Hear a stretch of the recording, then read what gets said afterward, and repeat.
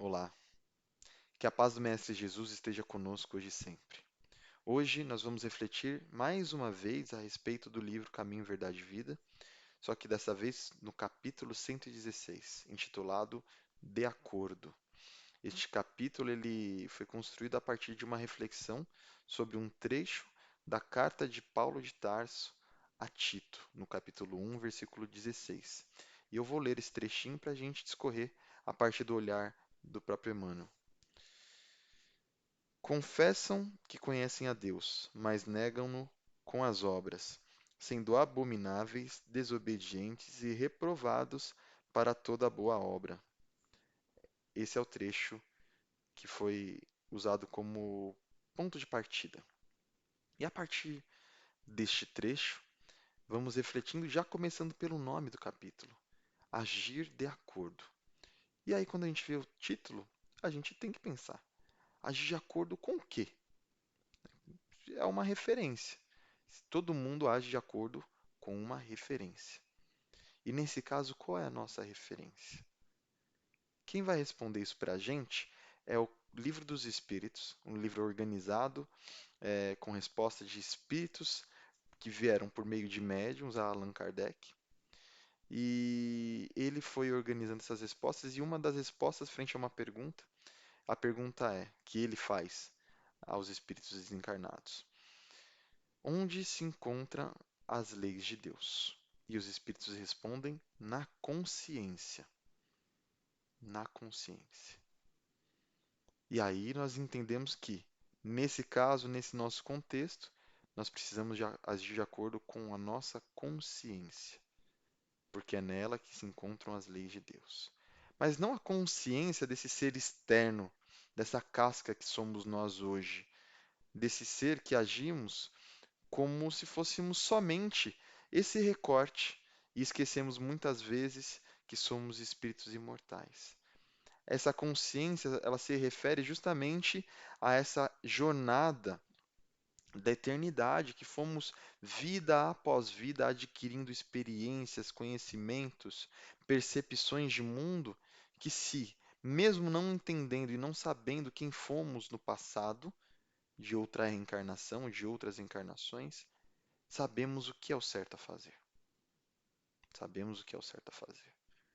Então, um exercício de introspecção, um exercício de meditação, um exercício de pesquisa sobre os nossos sentimentos, sobre as nossas emoções antes de tudo, e sobre como reagimos de acordo com as atitudes, pensando que atitudes que façam bem somente a mim talvez não seja a melhor referência.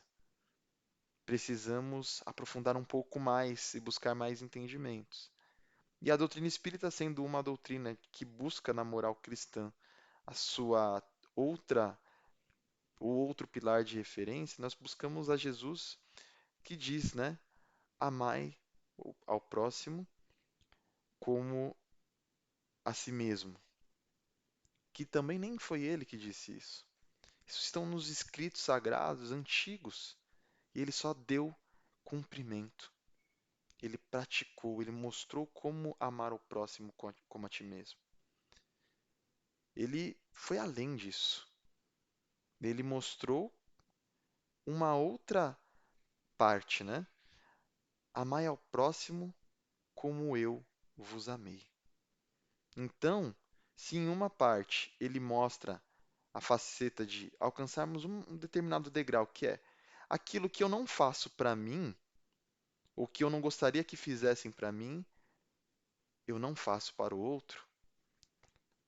Ele, no final de toda uma jornada encarnatória, fala: ama ao próximo como eu amei vocês, como eu mostrei como amar. E como Jesus amou? Ouvindo, acolhendo, orientando, chamando a atenção, dizendo sim, sim ou não, não, quando lhes perguntavam alguma coisa, com clareza, sem dar voltas, perdoando,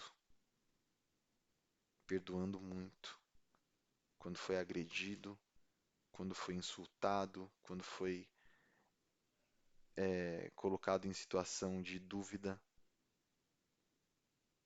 ele sempre perdoou e ele sempre amou. Então, amar oferecendo o melhor de nós, amar agindo de forma altruísta a ponto de entender que se algo me beneficia somente e não as pessoas ao meu redor, isso não é algo bom. Se é algo que menospreza o sofrimento alheio em decorrência do meu bem-estar, isso não é bom. Mas veja bem, não confundamos isso com esquecer de nós ou nos fazer mal simplesmente em decorrência de qualquer capricho. Mas não, pelo contrário, de oferecer o melhor, beneficiando a todos, oferecendo o melhor de uma maneira que possa envolver e beneficiar a maior quantidade de pessoas que estejam ao meu redor. É ouvir, é silenciar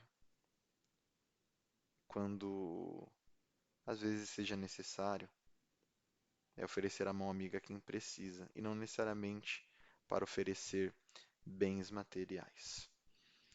O livro dos Espíritos também tem uma passagem que fala sobre encarnação.